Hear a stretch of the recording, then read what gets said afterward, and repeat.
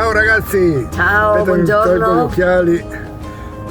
Sì, dai, abbiamo dormito bene, stanotte un bel hotel, 53 euro, colazione compresa, bagno veramente bello. Sì, bello, E anche a buon prezzo, 53 euro in due, veramente una colazione micidiale, veramente tanta roba che io non ho mangiato neanche tanto, perché sapete che io non mangio.